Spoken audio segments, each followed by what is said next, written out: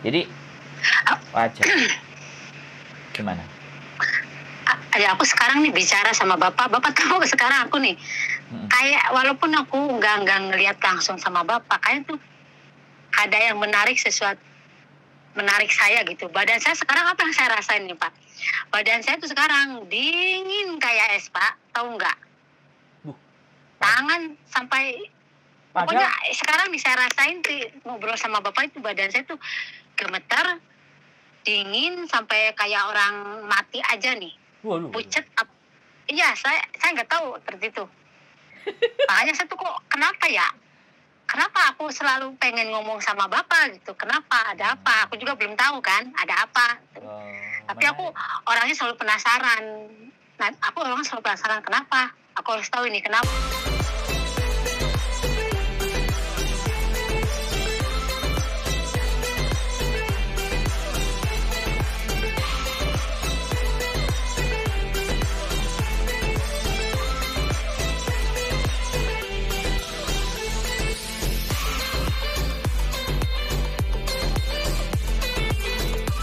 ada pikiran feeling bagaimanapun kalau sampean libur kasih tahu ya. Jadi barangkali ketika ketemu itu akan lebih terasa.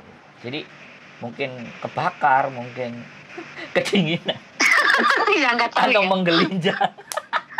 Aku di sini loh Pak. Gimana? Punya teman kan, teman-teman di Indonesia cuma ada 4 orang, 3 orang itu pun udah pulang, tinggal yang di penjara tinggal yang satu. Aku di sini ketemu orang ketemu aku di jalan minta tolong lah, aku juga bingung ya Pak. Ketemu di jalan minta tolong, makanya sekarang tuh orang banyak, tapi capek Pak jadi orang seperti aku loh, capek, masih mending jadi orang biasa, tau enggak? Karena apa? Aku sering bantu orang, sering tolong orang, tapi aku nggak bisa bantu diri aku sendiri loh Pak. Bingungnya itu loh, kenapa? Bisa nanti sampean ngomong sama saya, sampean bisa bantu diri sampean sendiri, tenang saja. Ada energi yang besar dalam diri saya kalau sampean bisa merasakan. Wah, polisi kan. Lu ini sama orang Ponorogo ini ya, orang Ponorogo aku kan nggak tahu ya, orang Ponorogo telepon terus, dia penasaran terus sama aku. Dia nanya-nanya setiap dukun di sini. Kalau aku lebih percaya sama di atas. Aku nggak pernah ke dukun. Walaupun aku berangkat berapa kali pun ke luar negeri, aku nggak pernah yang namanya pergi ke dukun. Enggak, aku bilang. Aku nggak pernah, aku bilang. Okay. Nah si anak ini setiap ke dukun nanya ke aku. Ya udah gini, yang aku lihat aku ngomong seperti kamu, ngaku enggak. Awalnya dia nggak mau aku, ya terserah. Tapi kamu nanya sama saya yang saya tahu, yang saya lihat kamu seperti ini. Ya mungkin dia malu ya, akhirnya dia cerita, ya itulah mantan kamu bikin kamu seperti itu. Kan dari awal aku tanya, apa yang membuat dia seperti ini sama kamu? Pasti kamu bikin dia sakit hati. Makanya aku pernah bilang, manusia itu yang harus dijaga itu lisan. Aku bilang tuh mulut, lidah itu lebih tajam. Orang kalau udah ngomong, entah ngomong apa, apalagi kalau kita sedang marah kan nggak tahu ya Pak keluar kata-kata ya. Itu orang ada ingetin kata-kata yang bikin kita sakit hati, itu bisa jadi masalah, aku bilang. Makanya aku tuh ngomong masih kadang-kadang aku dijaga, kadang-kadang takut nyakitin hati orang, perasaan orang. Kan yang namanya orang ngomong kan nggak tahu ya Pak. Betul. Tuh seperti itu. Saya sepakat. Iya. Kalau paham itu tadi saya sepakat. Oke ya, berarti itu ya, nanti kita coba cari, sampean kirim namanya WA. Perbincangan kita akan semakin menarik. Kalau seandainya nanti sampean bisa libur dan sampean ketemu dengan saya, sampean akan jauh lebih merasakan apalah intinya. Menurut saya sih begitu sih. Karena sekarang aja sampean sudah merasa dingin. Dinginnya ini dingin tersiksa atau memang nggak tahu loh Pak, ini kayak orang kesetrum, ya Allah, kayak orang kesetrum gitu. Aku dingin banget loh Pak, bener. Dingin banget ya. Gitu, berarti ada sesuatu yang wow di dalam diri saya sampai merasa kedinginan. Oke, Mbak, menarik sekali ya. Ada hal lain nggak yang ingin sampean sampaikan lagi kira-kira? Yang aku sampaikan ya, kasih pesan deh buat teman-teman. Sebaiknya bagaimana sih kita ya buat untuk teman-teman jadi yang manusia? kalau lagi kena masalah ya jangan terlalu dipikirkan, kita lebih banyak berdoa ya, percaya sama yang di atas, jangan percaya sama orang. Kalau kita percaya sama orang sama aja, masih mending kita percaya yang di atas. Serahin masalah apapun, seberat apapun, kita percaya sama yang di atas. Siap. Allah juga kan nggak mungkin menguji umatnya seberat batas. Ujian melebihi batas yang kita nggak mampu, melebihi yang kita nggak mampu kan. Siap. Tuh. Aku juga banyak pengalaman yang buruk, yang pahit, yang belum aku ceritain, tapi aku nggak malu, ini pribadi aku sendiri ya. Tapi aku tuh pengen cerita sama Bapak. Rahasia yang bertahun-tahun aku nggak berani cerita sama Orang lain. mana aku dibilangin. Hari ini Aku tuh orangnya hari nggak ini pernah apa? cerita masalah Hari ini apapun, nggak apa pernah besok cerita. atau kapan? Aku Sekarang? sekarang aku pun pisah 5 tahun sama suami, keluarga aku nggak tahu sekarang, karena aku emang orangnya nggak mau cerita.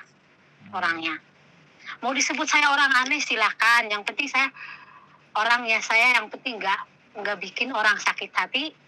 Aku orangnya ya nggak nyusahin orang. Aku dari kecil sampai setua ini alhamdulillah aku hidup sendiri, Pak.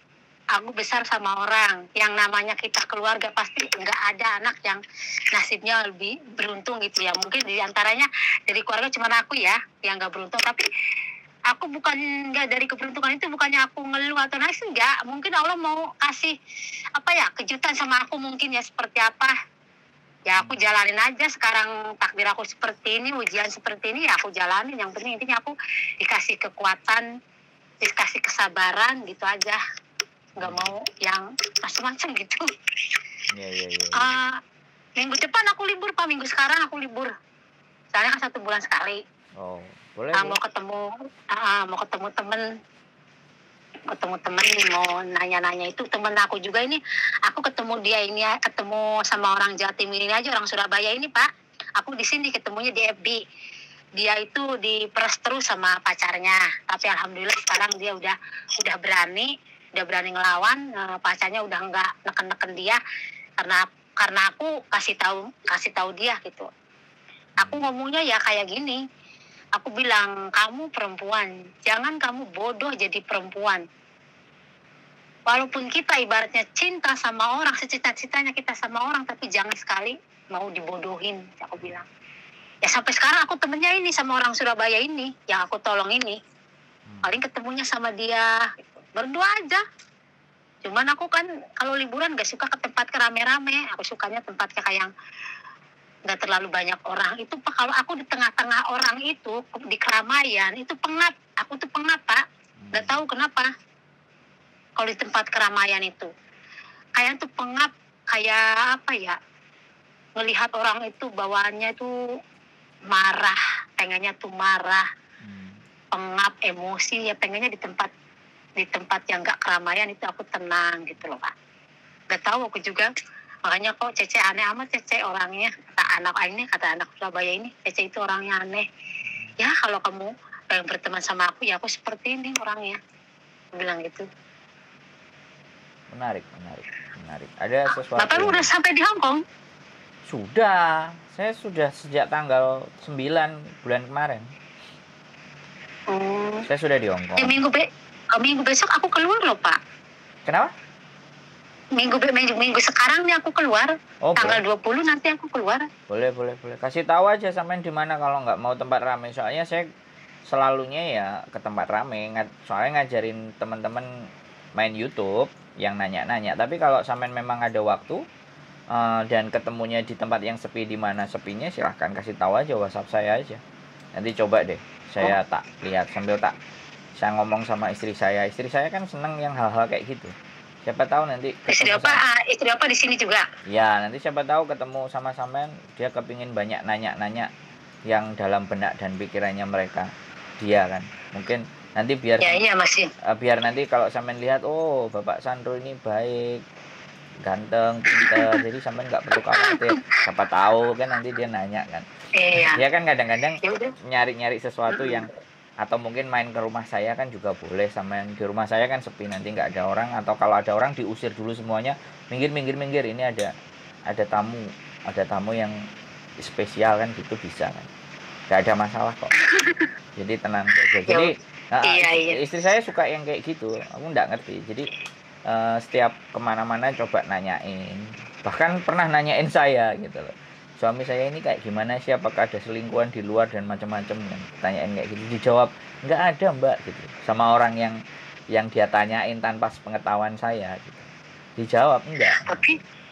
Tapi aku juga, Pak, waktu kejadian yang aku alami lebih parah ya, aku juga pernah sih mau ibaratnya udah putus harapan gitu, karena musibah yang menimpa aku gitu ya.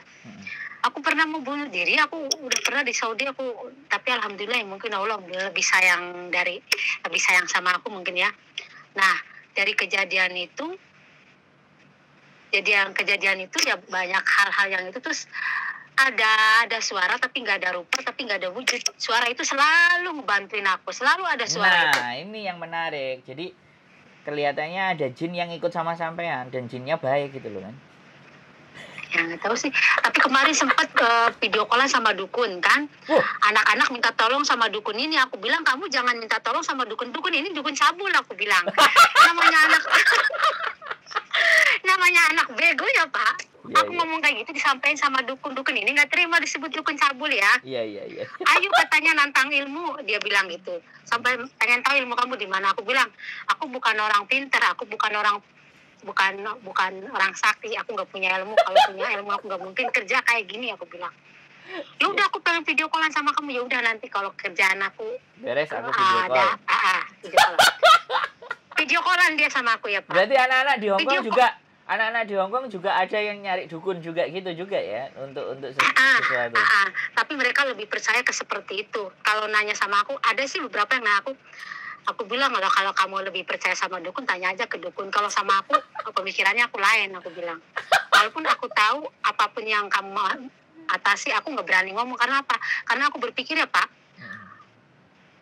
kita ngomong sesuatu yang akan terjadi kan nggak mungkin. Misalnya aku ngomong seperti itu kan nggak kejadian. Jadi aku nggak mau ngomong melebihi yang di atas itu. Aku nggak pernah ngomong.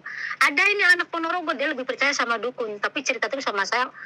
Nggak usah cerita sama saya aku pusing, aku bilang. Aku lebih percaya tapi di atas, aku bilang. Kalau memang kamu percaya sama saya, ya kamu ikutin apa yang saya itu. Kalau masih kamu ragu, nggak usah, aku bilang.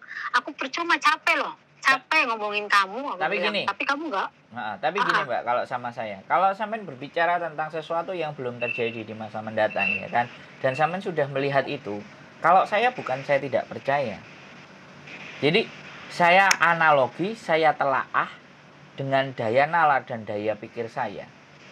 Hal itu tuh bisa terjadi nggak? Soalnya kan begini, ajarannya Rasul kita itu kan selalu bilang bahwa sabdanya juga pernah bilang, dan semua sabdanya itu kan terjadi hari ini, yaitu fitnah yang berjamaah.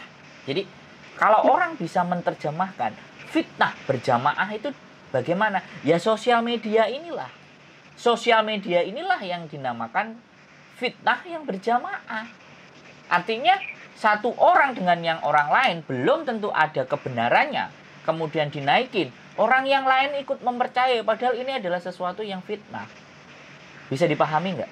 Sampean bisa mengerti nggak? Iya. Nah, ada masanya nanti bahwa kalian itu akan memfitnah. Aku kata-katanya, hadisnya tidak terlalu komplit, tapi yang saya pahami adalah memfitnah. Fitnah itu sudah menjadi sebuah bahan gitu loh. Padahal zaman dulu kayak digunain kayak ya sebuah bahan kayak macam lelucon gitu. Nah, ya, kalau zaman dulu fitnah itu kan pastinya dibilang akan jauh lebih kejam dari pembunuhan, karena pemfitnahan itu bisa membunuh orang, bahkan menyengsarakan orang. Tapi zaman sekarang fitnah itu menjadi komoditas gitu loh. Fitnah itu menjadi sesuatu yang sudah bukan sesuatu yang apa ya Nek, kalau bilang itu sesuatu yang tabu, sesuatu yang bahkan nggak bagus. Tapi sekarang justru fitnah itu menjadi bahan yang bagus untuk menjadi atau bahkan mencari uang. Kan seperti itu dong. Nah, itu yang dinamakan fitnah berjamaah.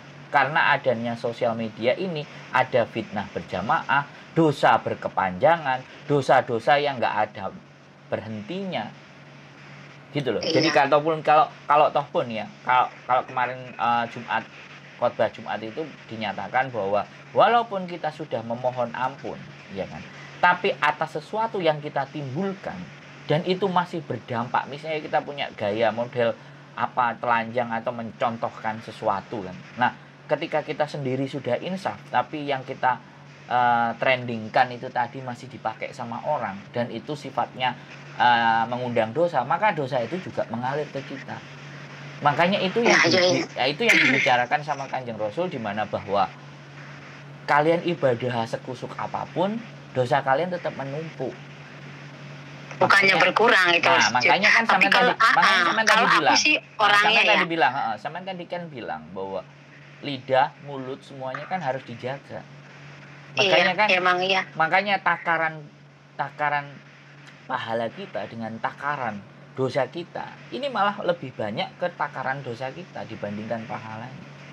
Makanya terus yang aku lihat sekarang juga kebanyakan ya kayak perempuan pakai hijab, pakai apa itu kayak menurut aku hijab itu cuma ituan karena apa? Kebanyakan itu sekarang kan kalau itu masih mending kayak kalau aku aku belum siap harus pakai jilbab selamanya ditutupi karena aku mikirnya aku belum tentu baik kan di mata Allah, walaupun menurut aku nggak pernah melakukan sesuatu. Itu kalau itu Mbak nggak perlu sebenarnya. Aku nggak berani. Nggak perlu tapi dibahas. Kalau aku waktunya pengajian ya aku pakai kerudung. Ya. Kalau waktunya keluar seperti ini aku nggak mau munafik harus pakai kerudung, harus dijaga enggak. Aku nggak mau. Aku apa adanya. Sebentar. Aku gitu orangnya. Sebentar. Tidak bermasalah di kerudung atau enggaknya. Itu kajian yang ketika nanti kita bahas akan menimbulkan kontroversi. Makanya sekarang lebih spesifik aja. Ketika Samen melihat saya, ketika Samen ngobrol dengan saya, yang lebih kita bahas nanti ke depannya itu saja gitu loh. Jadi biar kita itu nggak menambah sesuatu dosa atau menambah fitnah-fitnah yang lain. Jadi ketika Samen fokus dan kita ngobrol, berdiskusi misalnya, ada apa, ada sesuatu lah yang Samen lihat, atau saya bilang ada sesuatu kah yang bisa dilihat dari saya, atau mungkin sebaliknya saya bisa belajar dengan apa yang Samen lihat, belajar dengan apa yang Samen rasakan, kan bisa juga gitu. Karena bagi saya belajar itu dari apapun, manapun, dan seperti siapapun. Jadi bukan hanya manusia, kita belajar dari binatang, kita belajar dari lingkungan, kita belajar dari tumbuhan, kita belajar dari lingkungan sekitar. Karena kita diberikan mata, otak, telinga, kaki, tangan kan untuk belajar, untuk melihat. Sebenarnya kan melihat gitu. Iya. Jadi habis itu, dan kalau di agama kita kan bacalah itu kan kita melihat mana yang bisa dilihat. Makanya salah satu apa yang Samen lihat dan itu belum terjadi pun sebenarnya itu pengetahuan. Karena di dunia ini tidak ada sesuatu yang terjadi tanpa adanya tanda-tanda bagi orang yang percaya. Makanya bagi orang yang beriman itu kembali lagi percaya. Padahal tanda-tandanya ini kadang-kadang mereka nggak melihat. Tapi ketika kita punya pengetahuan, kita punya akal, kita punya otak, kita itu bisa ngelihat tanda-tanda itu gitu. Misalnya, contohnya aja gini, yang sederhana. Mau turun hujan, kan mendung, gelap, ada petir yang sedikit-sedikit menyambar, berarti kan mau turun hujan. Berarti kan tanda-tanda. Karena orang yang beruntung adalah orang yang mampu dan bisa melihat tanda-tanda. Kan begitu tuh ceritanya. Aku nggak tahu tepatnya mantan suami aku aja Pak, diem-diem nyari tahu aku. Dia nanya ke dukun-dukun ya. Nah, aku kan dibilangin, aku kan orangnya bukan, aku yang namanya dukun itu udah enggak itulah pokoknya. Dari dulu mau nggak percaya, aku percaya di atas. Dia diem-diem, karena dia itu katanya sering ngelihat aku itu aneh. Suami aku aja bilang gitu, aneh. Kadang-kadang bukan diri kamu, kadang-kadang kamu tuh bisa berubah-berubah. Makanya aku juga kan nggak tahu ya. Dia diem-diem nyari tahu aku ke dukun. Nah, lah si dukun ini bilang, istri saya nggak pernah masang apapun, dia nggak percaya yang namanya dukun-dukun. Lah nggak usah, istri kamu itu walaupun seperti apapun, walaupun kamu mau berbuat apapun, dia emang iya. Aku di Saudi Pak, suami tidur sama perempuan aku pun tahu. Pokoknya apapun yang dilakuin suami aku tahu. Yang aku jengkel sama mantan suami ini, aku tuh paling nggak suka sama orang yang bohong, yang nggak jujur. Udah ketahuan, udah ada buktinya nggak ngaku. Giliran aku mau buktinya keluaran baru ngaku. Aku kesal tuh sama orang yang kayak gitu Pak. Jangan, lebih baik aku nggak mau banyak teman orang. Karena teman yang selama ini yang aku tolong, dia nusuk dari belakang kan. Banyak teman yang aku tolong seperti itu. Tapi udahlah, aku balik lagi ya nggak apa-apa. Aku bilang, aku nggak mau orangnya dendam ataupun sakit hati. Biar Allah yang balas, Allah lebih adil, lebih tahu, aku bilang. Tapi orang yang dulu yang ngejahatin aku, sekarang itu ya seperti itu semua. Kayak kemarin orang yang aku pinjemin utang bilangnya aku rentenir. Kalau aku rentenir pasti aku minta, aku bilang bunganya kamu bertahun-tahun 5-6 tahun kamu punya utang sama saya. Saya pernah nggak datang ke rumah kamu? Nggak pernah. Saya datang itu disuruh kamu kalau panen katanya itu. Malah dia caci maki aku. Ya aku bilang ya udah nggak apa-apa, aku bilang yang penting aku sehat lagi, dapat rezeki lagi yang banyak. Habis dia berantem sama aku, dia jatuh kepleset sampai sekarang stroke. Fitnahnya lagi ke aku yang guna-gunain katanya. Lah aku bilang kamu tanya lagi orang yang lebih pintar sana, tanya lagi sama Pak Ustadz. Kata Pak Ustadz bukan sama orang ini, karena kamu banyak nyakitin orang ini. Jadi bukan orang ini nggak pernah apapun sama orang, dia berdoa sama yang di atas. Ya itu aja karmanya kamu katanya. Dan aku bilang aku sesakit hatinya aku sama orang. Aku bisa Pak ngebunuh orang kalau aku mau, tapi aku nggak mau. Buat apa nambah-nambah dosa? Aku mikirnya sekarang ke depannya umur aku itu udah nggak muda lagi. Aku pengen memperbaiki diri aku gitu loh. Yang namanya umur kan nggak tahu ya Pak, sampai entah besok, lusa, kita kan nggak tahu. Kan semuanya kan umur kita kan di tangan Allah, ya mau mati besok atau besok kan nggak tahu. Aku sekarang nggak mau ngitin orang ngomong apapun, terserah, itu haknya mereka. Yang penting apa yang mereka omongin aku nggak merasa, gitu aja udah. Aku gitu orangnya sebodoh amat. Mau disebut aneh kayak ada yang bilang aku katanya, ada yang bilang aku temennya setan, temennya jin, ini itu terserah kalian. Aku bilang yang penting aku nggak merugiin kalian. Aku bilang nggak merugiin kalian. Gini. Aku bilang gitu orang. Gini kan, kalau sampean berteman dengan saya kan setannya saya, jadi nggak usah khawatir, nggak apa-apa. Jadi sampean berteman aja dengan saya. Jadi itu ya, mungkin sampean melakukan riyadhah lagi, atau sampean ya ibadah sunnah lagi, atau mohon petunjuk. Barangkali dalam diri saya ada sesuatu yang bagus yang bisa sampean sampaikan, atau justru hal yang jelek disampaikan ke saya, biar saya bisa banyak belajar dari sampean, kan kayak gitu tuh ya. Saya kira seperti itu aja ya. Nanti ada ketemu waktu kita bikin konten lagi ya, biar keren dan menarik ya, yang langsung kelihatan mukanya ya. Kalau ini kan tidak kelihatan nanti begitu. Aku nggak mau muka aku dilihatin. Oh ya sudah, oke. Nggak apa-apa. Nggak ketahuan mukanya, jadi mukanya nanti saya tutupin sama kresek ya, kan kayak gitu aja ya, jadi kan nggak kelihatan.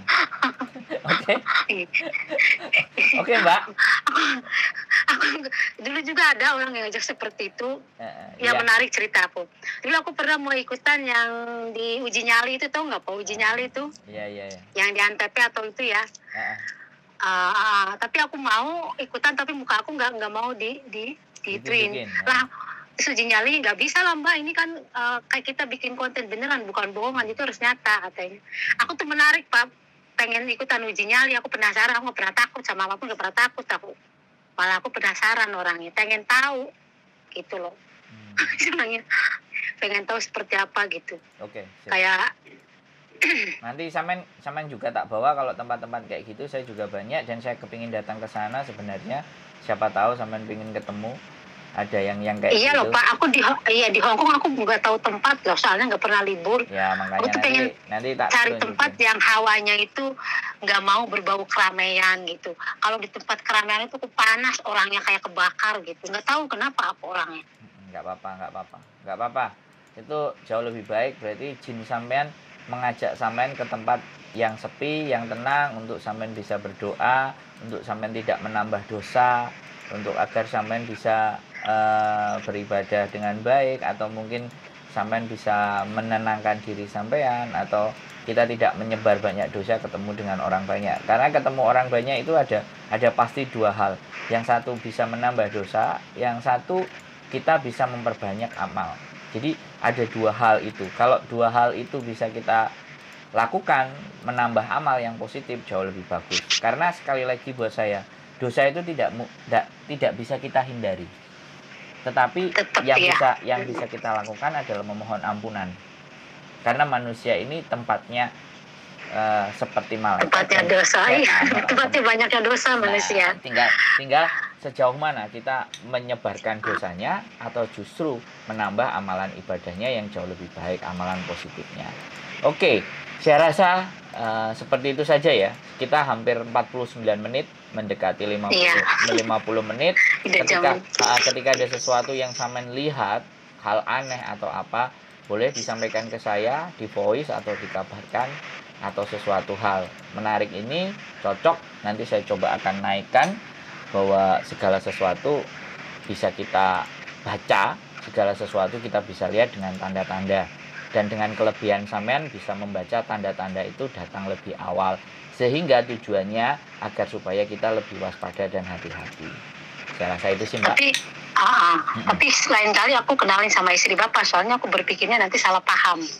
Takutnya seperti itu. Istri nggak pernah akan salah paham ketika saya mampu dan bisa menyampaikan. Toh pun di konten juga ada saya tunjukin, dia pasti tahu, dia mengerti, dia paham. Tapi istri Bapak itu kayaknya mengerti, paham. Apalagi kerjaan Bapak seperti ini. Bapak itu, dia paham. Tapi terkadang dia juga ada keselnya, tapi dia bisa memendam rasa kesel itu. Karena apa?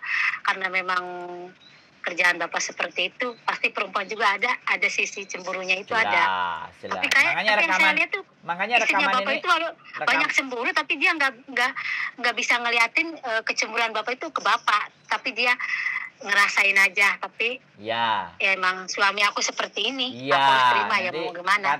Kata-kata ini tak tunjukin ke dia. Ini loh, ada orang yang lihat kamu dari jauh.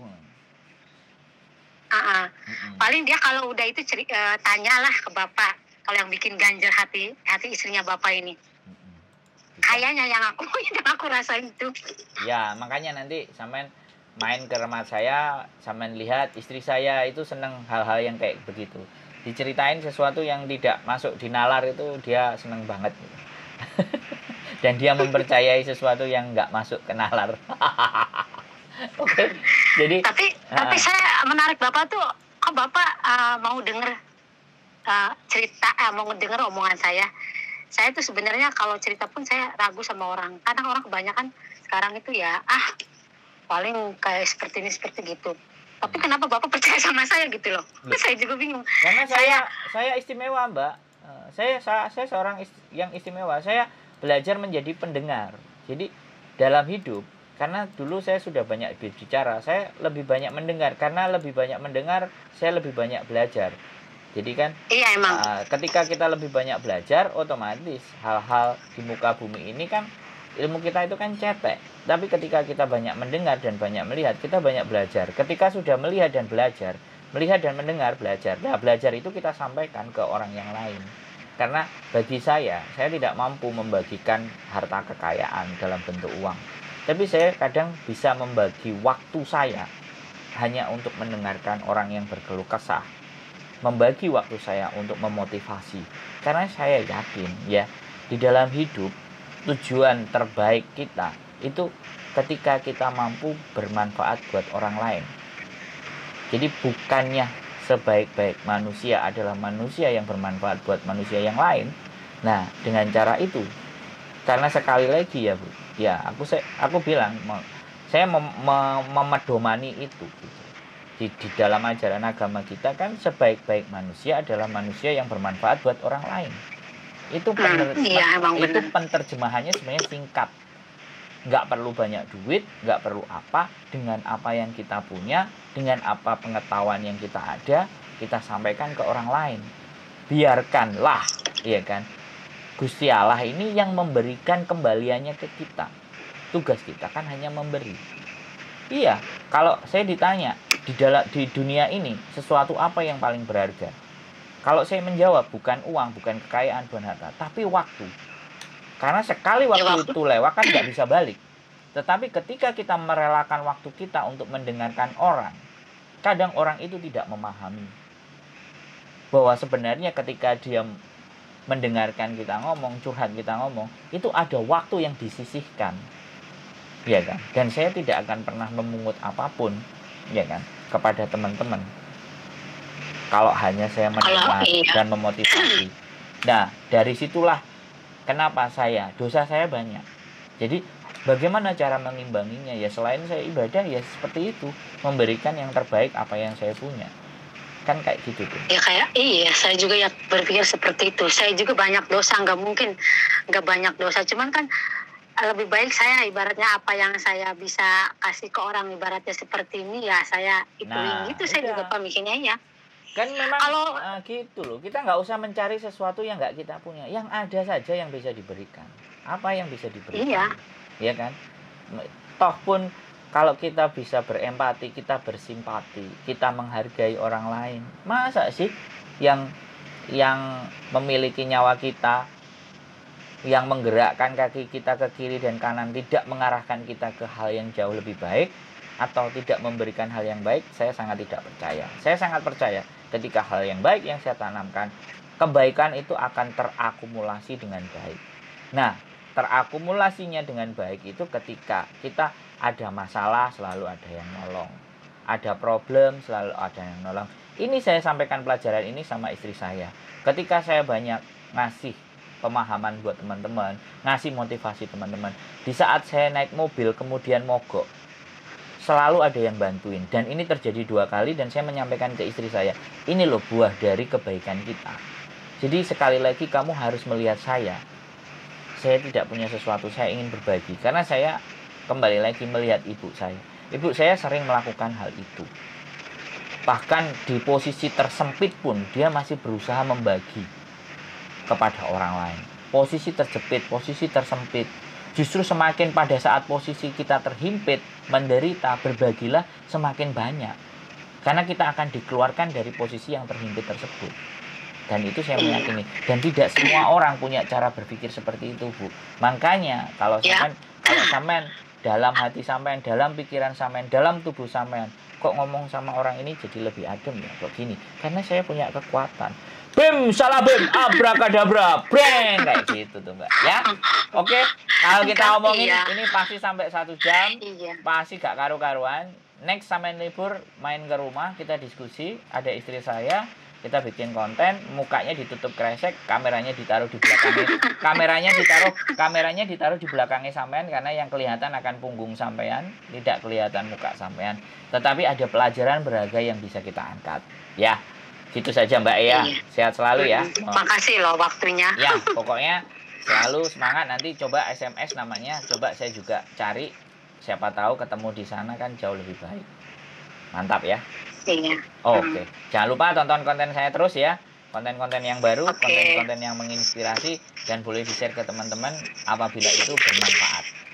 Sip. Saya akhiri, terima kasih Mbak E. Sehat selalu. Mudah-mudahan ada kesempatan ketemu dan berbagi hal kebaikan. Makasih lupa waktunya. Yes. Lama juga ya. Sip, sehat selalu. Sudah. Yuk, terima kasih. Wassalamualaikum warahmatullahi wabarakatuh. Bye. Waalaikumsalam warahmatullahi wabarakatuh.